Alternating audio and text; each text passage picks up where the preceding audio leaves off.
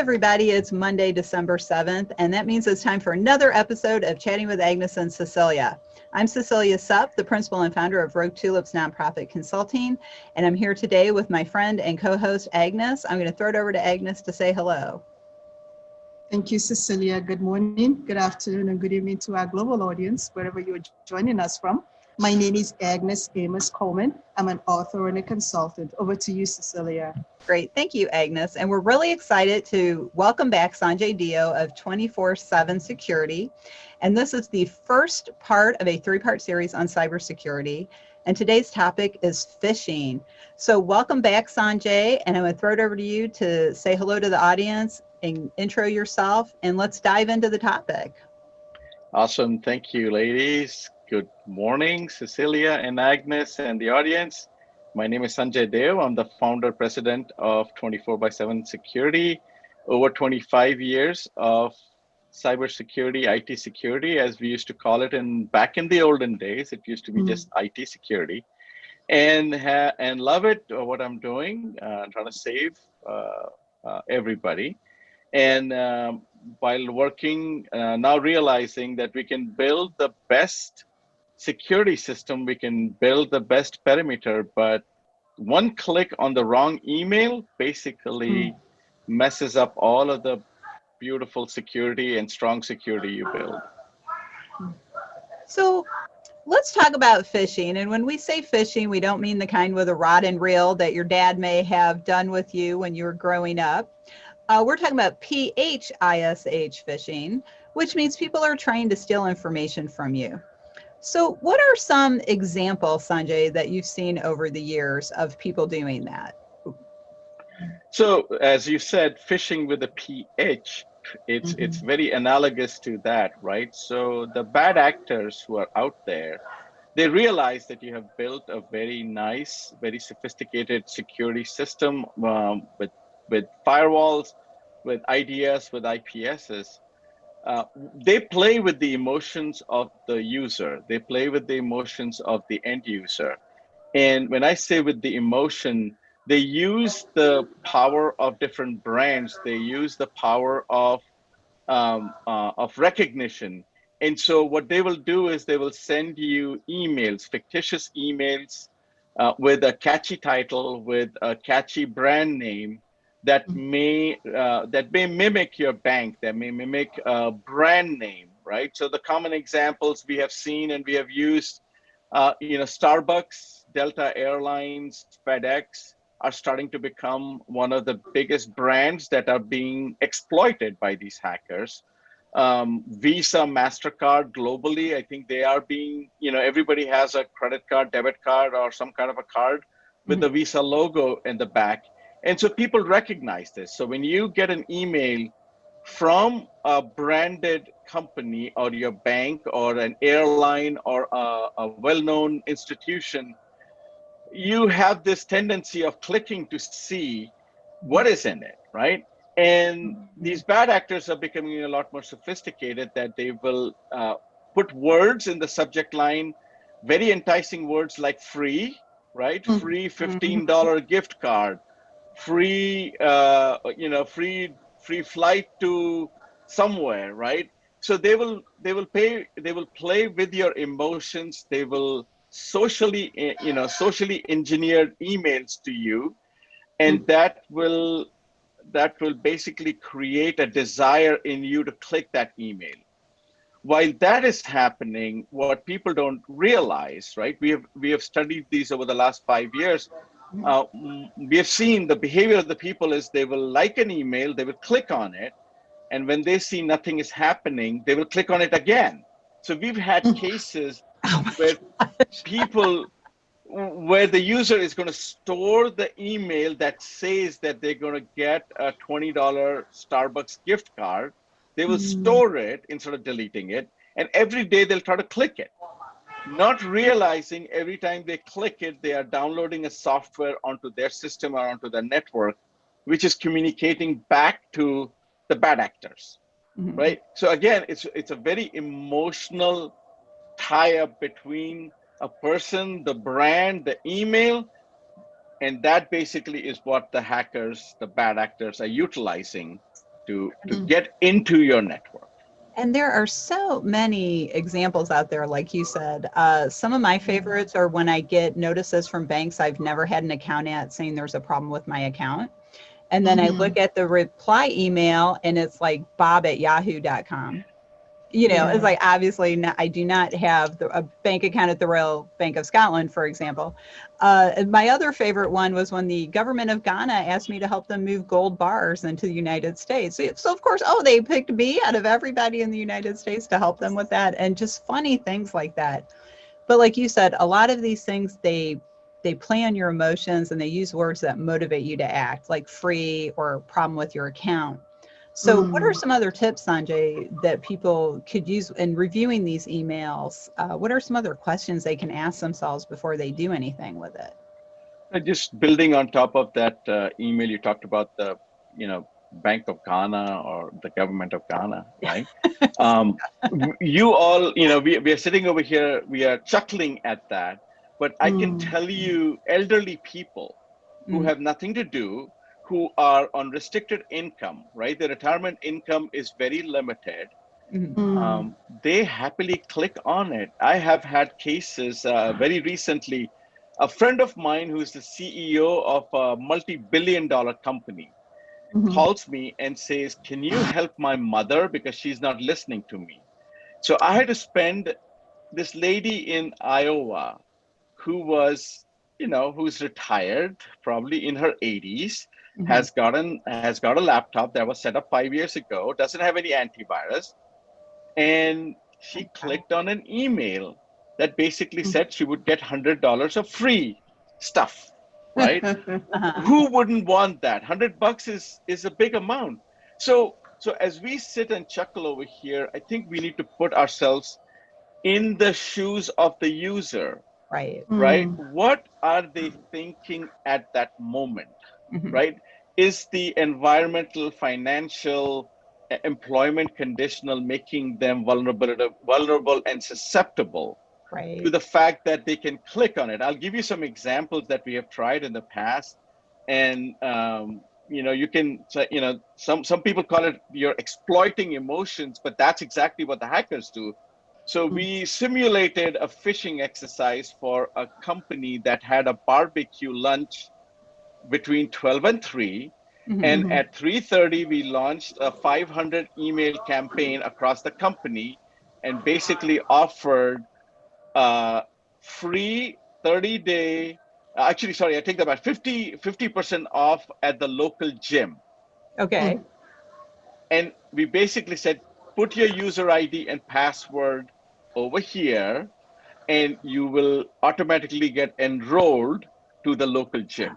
Oh my gosh. Off of the 500, we were able to get 55 people to enter their user ID and passwords. We had their password.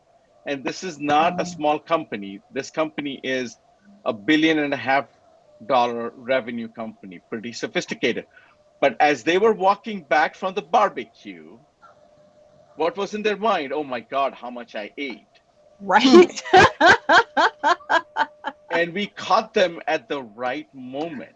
3:30, they get an email from the local gym, and it looks like, whoa, I can start going to the gym tomorrow for 50% off. One of the most, so think about it, that's what the hackers are doing, right? That's what COVID spawned so many of these schemes, I would say, right? Right. Government was giving free money to the small businesses, mom and pop businesses, PPP. Wherever you saw the word PPP, you were clicking on it. You know what? I want my money. How come the big companies are getting it and I'm not getting it? Right. Right? There are so many small business owners who lost a fortune because they were filling out these forms and giving bank information to these hackers because they were applying for a PPP loan, right? And so the question, Cecilia, that was a brilliant thing. You need to pause and think about, why is somebody giving me free money? Why is the government of Ghana giving me gold bars, right? Am I that qualified? Do I look that good? No, I'm kidding, but I think some of those things we need to start to think about before clicking an email that you don't recognize. Well, Right? I think, and that's a good point, Sanjay. People are caught in an emotional place. I have a little bit of natural immunity to scams simply because I'm from Missouri and it's the show me state. So we're born skeptics there, and I've taken that with me through my life. So I tend to say, what? There is no such thing as a free thing. But you are absolutely right. We're looking at an older generation. And when I say the older generation, people, I'll say 75 and up, who aren't tech savvy. They weren't born with it. They didn't work with it. And maybe their kids set up their laptop for them so they could stay in contact with people, but they're lonely. And especially now in a pandemic, people are isolated. And if you're on a Yeah. fixed income, $100 of free stuff does sound pretty good. And I agree with that. So I think that if we could come up with some questions for people to say, like, do I know these people? What is this? Agnes, you were going to say something.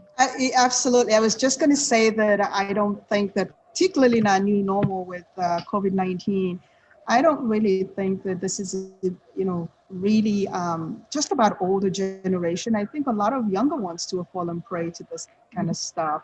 What I'm interested in, because I'm a firm believer that security starts with awareness. So my question to you, Sanjay, is what are some of the processes that we need to put in place here when it comes to handling this kind of information, particularly sensitive information that comes through our email from phishing attack? What do we need to do? Somebody, just somebody that gets this kind of email, other than being self-aware, what are some of the processes that we need to have in place?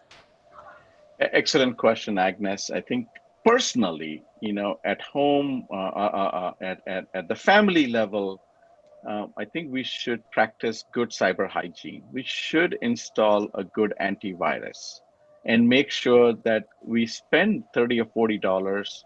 Of course, there are free antivirus available. They are as good as the $30, $40, $50 ones.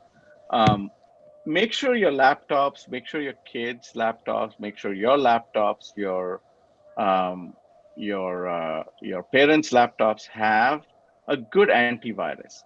Because one of the things is that's your first line of defense. So even if you click, click, click, click, click, the malware that is being installed on your laptop desktop will get caught by one of these softwares.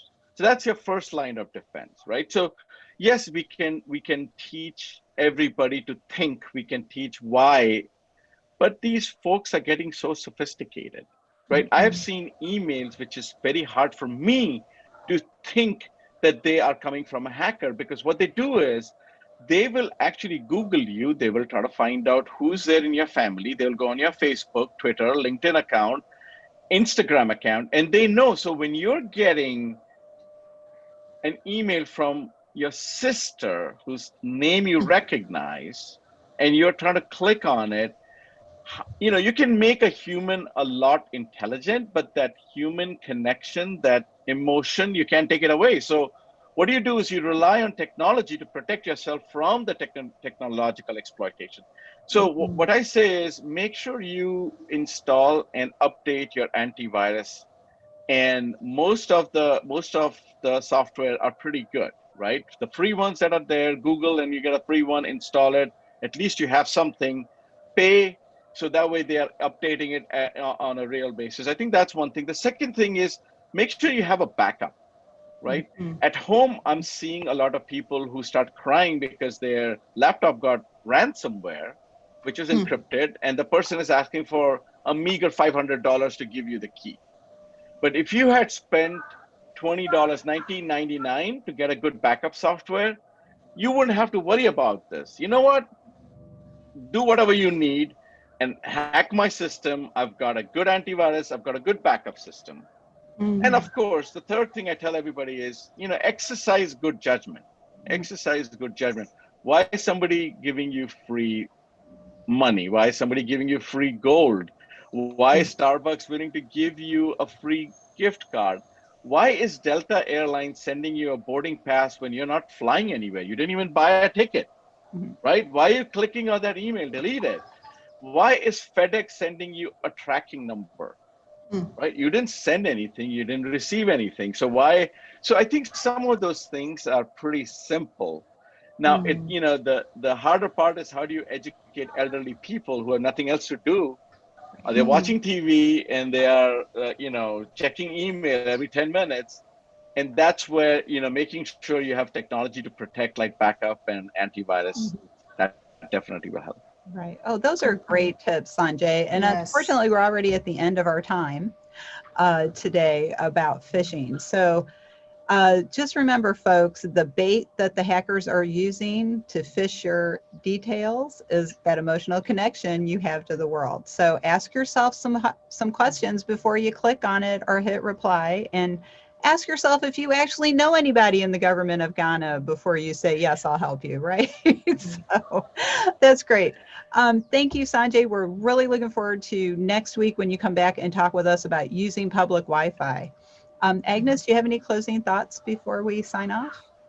No, I think that those are very good insights as far as processes are concerned that that particularly our community can learn from, as far as how to protect themselves from hackers and from phishing and some of the insightful information that you shared. So thank you. Thank you. That's great. So basically, everyone, increase awareness, have a backup, and make sure you have your antivirus turned on. So Sanjay, how can people get in touch with you if they'd like to ask you some questions? You can contact me, Sanjay.Deo at 24x7security.com. You can go to LinkedIn, just search or just Google me and you'll find my contact information. I'll try to make sure that next time I put my email address as my name. That way you have my email address to email me if you have any questions. Oh, that's a great Thank you, idea. Cecilia. Thank you, Agnes, for such a wonderful platform. I think the service you're doing to the community is you're educating them by these anecdotal interviews, because this is a very tough and technical subject. And the more easier you make it for consumption, kudos to you, hats off to you. Oh, great. Well, thank you. Thank you, Sanjay, and thanks for helping us spread the word about cybersecurity. So, well, we have to go rogue for now, but we'll be back next week with another episode. If you'd like to learn more about Rogue Tulips Nonprofit Consulting, you can find us at roguetulips.com, where you can sign up for our newsletter, Rogue Speak, which is published every 2 weeks. And we are big supporters of the 501c League, which is a virtual membership organization for everyone in the nonprofit community and the people who love them. You can check out the League at the 501cleague.net. The League's offering CAE resources, including study groups and a course to prepare for the May 21 exam. If you are interested, you can check it out there. So thanks again, Sanjay. Thanks, Agnes. Always great seeing you both. And we'll be back next time. Bye, everyone. Bye-bye. Bye.